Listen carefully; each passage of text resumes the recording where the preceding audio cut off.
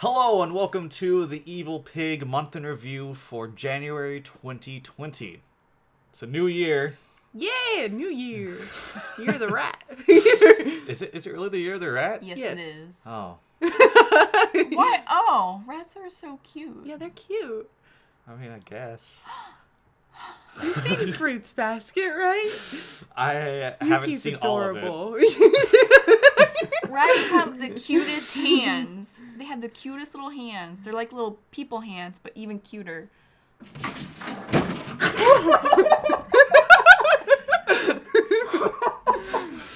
That was one of our cats trying to jump up onto a desk and then failing.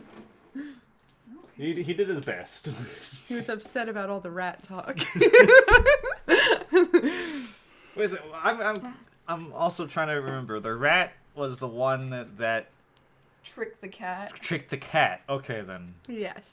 Then that's why cats hate rats. Okay. According to that myth. Yeah, the Chinese New Year? Zodiac? Is it the Zodiac? Zodiac. Okay, then. I'm pretty sure we're recording this on the Chinese New Year, so Happy New Year, everyone. Oh, Happy New We're Year. recording it on the Chinese New Year. There we go. All right. Happy New Year. Okay, so going away from the year of the rat, we have been working on... Primarily, we've been focused on moving, honestly, still. Yeah, moving's a lot. Their closing date is tomorrow? Today? Tomorrow. Okay. Today we're just doing the final walkthrough to see everything. But whenever we do move, we're actually going to have a studio set up.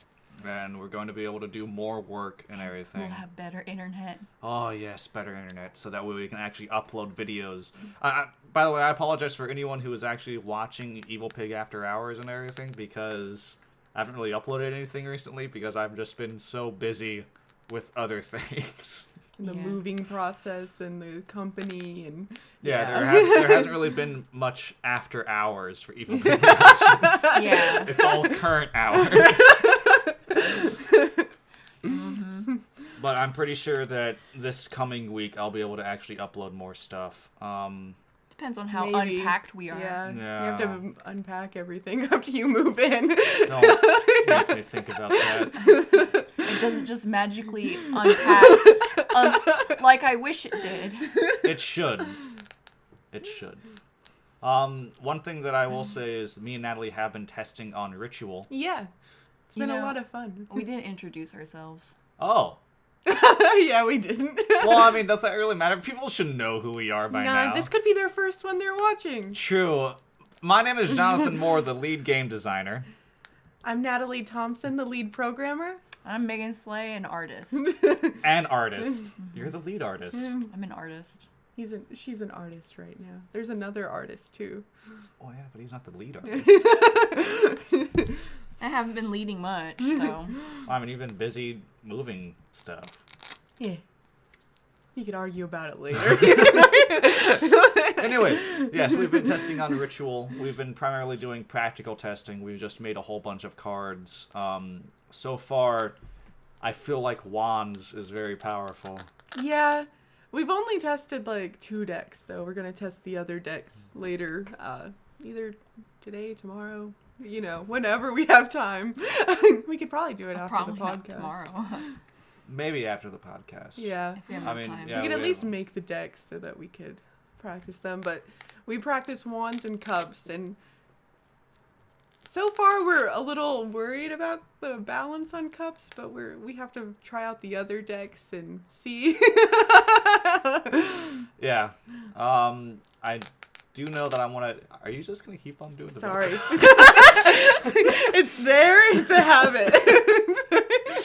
I was wondering, it's like, I feel bad for any of the listeners. Just like this constant Velcro. Anyways, but yeah, we need to still test the coins and the swords. I feel like that we do have a kind of triangle for how things interact with each other, and coins is just coins. Yeah, coins is neutral, and then in theory the other ones kind of are powerful against or under powerful against the other ones, but it's hard to say because we haven't in practice them all, the triangle yet. So, but in theory, we have a triangle with coins at the center. Okay. But yeah, so we need to test those out. But I believe what we have seen is that wands is strong against cups. Cups is strong against swords, and swords are strong against wands. Yeah, that's in theory. In theory, what we see so far. Yeah. We do need to test everything out. At the end, we might have to go into maybe doing something different with wands. I'm not totally sure yet. We'll see. Yeah, we'll find out. Because I think that swords is going to be just as powerful as wands. Nah. It's not like MP is super important.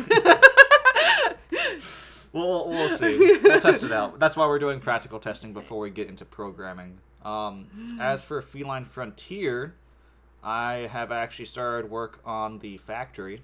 Oh, cool. And I've got all that numbered out. This last month, we just got the whole, magma pits set up. So, yeah, the player can walk around any scene in the magma pits right now, and more or less. Well, they should be able to. I set them all up. Oh, okay. So yes, they can. Yeah. The scene transitions are another thing, but if you open that scene, you can walk around in it. Oh, I do know that with the magma pits. When should we add in the environmental hazards, like the lava and the water and stuff like that? I figured I'd get the enemies all done, and then I would go through and I'd start working on the environments more. Because I have an idea for lighting, too, in the magma pits that I think will look cool. I think I already know what you're going to go with. Also, in the test area, we should add in, I guess, a water and a lava. Yeah, that'd be a good idea. Yeah, so that way we can see how movement interacts with it. Because I know that I want it to be kind of floaty, almost, whenever you're in the water or lava. Did you guys talk about the test area last time? When did you add the test area? I don't think we talked about the test area last time. We might have. Maybe. Because I was working on all the enemies last time. I remember talking about them. Yeah, but it's essentially a little area that we made separate from the game that has all of the enemies and a little, I guess, what would be called? A obstacle course? Yeah, it's like an obstacle course, and like each area has a different enemy, and the player can hop through, and the player has a bunch of different upgrades that you could test out in the areas, and yeah. Yeah, it's just a little... It is literally just a test area. Yeah. It's also going to be the location of that one boss that we're... Oh, yeah. Somewhere in there. Don't worry, guys. Let's That'd keep on looking be a death for it. room if we left it in the game. There's no way out. But Yeah. I could make one. What is he doing? He jumped in the box. Cats love boxes. We need to put a box in Feline Frontier for the cats to jump in. We do. What would it do? They would just have a cute little animation. They'd like jump in. Yeah. You see him jump in and go down in the box, and then they peek out and look around, and then they jump back out. Well, I mean, that is not part of the design document or anything, but if you want to do No, it... I'm not going to animate that. It'd be really cute, That would though. be your territory if you wanted to put it in there. And I'm not going to do that. I already know a few things that you want to add in there. What? Of, like, Easter egg things. Oh, okay. Yeah. Yeah. Can't talk about them here, or else they won't be surprising. Yes. Yeah. But no, I think after the enemies, that's a good idea to work on the. Environmental hazards. Yeah, that'd be a cool thing to work on next. Yeah. I know. I really want to see how my, I guess, lava and water looks in game. Because I know that I have the base, and then I also have an overlay that's supposed to move. Okay. Like, left to right for the bottom part, and then right to left for the top part. Okay. I haven't seen it, so. Yeah, and I also know that I have, I believe, bubbles that come up. That'd be cool, yeah. For the water part, or for both? For both, I believe. Okay. Lava has bubbles, right? Yeah. Underneath? Yeah, Maybe. I guess if there's air underneath. I think you could make it look a little different, like a little like popping maybe, because it'd be like I more don't like have that spurts. actually. I didn't know. Yeah. Maybe I should do that. Yeah. For I the think I can magma specifically. Yeah, for the magma specifically. Yeah. Not the water, unless it's really hot water. I mean, they are hot springs. I don't think that hot springs are that hot. I don't though. think so, or I else think- people wouldn't be able to relax in them. Yeah. Anyways, so we've been working on that. What? I know that there was something else that I was kind of looking at. I just can't remember what it was. It's sort of like a background thing, A not really background focused thing? on. Oh, like neither of the projects, but like a different thing. Yeah. I know I've been writing a novel. About Primus Star? No. Oh. Primus Star! I thought you were. I mean, there is a novel in the works for Primus Star, but I'm not writing that one yet. I'm writing a different thing. But Primus Star, yes, we are looking into the new expansion. Gonna be testing that out. Megan said something ridiculous last night, but then as soon as she said it, I was like, that would be kind of interesting, actually. She said, "Can't I punch bullets back to the people that shoot at me?" That should be a move you could do. I was thinking that could be a feat for, like, monks. Yeah, it could To, be like, a telekinesis. That needs to have some kind of thing. I was like, it'd be cool if I could have like rings on my finger or something. Whenever I activate them, there's like these little like shields, like Yeah, not like physical shields, but you know, like the like the a shields repel you- shield. Yeah, kind and of you thing. punch them back at people. That'd be kind of maybe cool. it couldn't be. Maybe it doesn't have to be a It feat. could Maybe be it an could just item. be an item. Yeah. Yeah, like a. And then you have to A make a certain magical check. item. Yeah. Or it could just be Technical a item, technical item. yeah. Yeah, because it would just be. I would imagine it would just be like a propulsion gauntlet. Yeah. In fact, that's probably what the name would be: propulsion gauntlet. Repulsion? Propulsion. Propulsion. Why would it be propulsion? Because it would propel things. But it would repel. Yeah, it repel them back at. Okay, then maybe repulsion. Okay. But then that sounds repulsive. I don't know.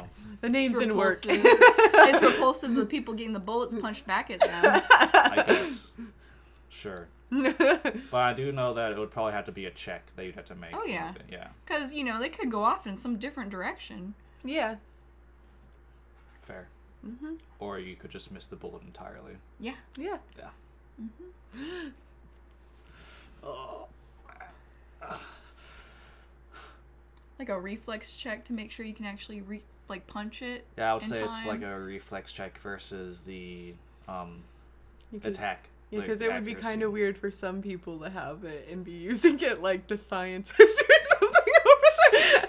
The scientist could have a really good reflex check. They could, but Yeah. And then you gotta add, what is it? BAB to attack, like to see if your accuracy That for is- punching it back. Yeah, that is. Well, Reflex to see if you actually punch it and doesn't hit you. And then and then accurate to see if you can actually punch it back at them. punch it back at them. So it'd be 2 checks. Mm-hmm. Man, can you imagine a person who is solely focused on just that kind of thing? Like he has no weapons, just the gauntlets. It would probably be a monk, you know? Yeah. Or, Yeah. like, probably wouldn't have any guns. you could or- add a subclass to monk or something that like if they use those weapons they get bonuses or something. I don't think it would be a subclass. Maybe a feat. Yeah, maybe a feat. Yeah, Like a like their attack damage goes into the added into the bullet or something. This is ridiculous. There we go. Now I gotta play test it. Yeah, there you go. It all comes together. Though I don't know how that's gonna work because that if it's gonna be an item, it's gonna be in the armory Yeah. section, and we're gonna be releasing the expand universe before the armory, so that item isn't going to exist yet. Well, technically. then Why I'll... wouldn't that work? Oh, I mean, because you want to add the feat, or Couldn't you just? You can add the not feet adding- later. Yeah, you could add the feat later. Like, I'm sure other items are gonna need necessary feats to go with them in the armory, so we have a feat section maybe in that. So That we'll- happens in other books So we'll too. have more feats in the armory. Yeah, probably. I'm just beginning to think now every single book that we release for Premise Star just has feats in it. Some extra feats. Well, people like customization. That is a lot of customization. I remember me and Megan are starting to play with some other people, and they were looking through the book and looking at all the feats. It was like, oh my gosh. There's like no good feats for biotics. I gotta say that. Every time I buy a biotic and I'm like, okay, what kind of feats can I get? I'm like, I don't know. Nothing ever sounds good.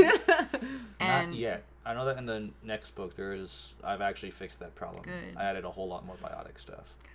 right now it's like, I guess I'll pick some generic feat that doesn't help me that much. That's what it's at right now. Well, you're a biotic. You're already special. Want to be more special? So yeah, that's what we've been working on with that. I know that Megan has sort of been. Well, you haven't really drawn that much Nope. recently. Because of Nope. the moving stuff. Yeah, we've been focused on moving back to that. Oh my gosh. I'm not totally sure what else we have really done. Well, I I know mean, that- like, I know that you were Natalie saying. has optimized. She's optimized. You were saying earlier, just like no one wants to hear about my stuff. It's programming. It's just about optimization. yeah, pretty much. I feel like it would be boring to, like, tell you about how I took a long script and I reread the script, and then I decided there were reusable parts that I could make between all the enemies, and I've made 5 scripts out of that one script.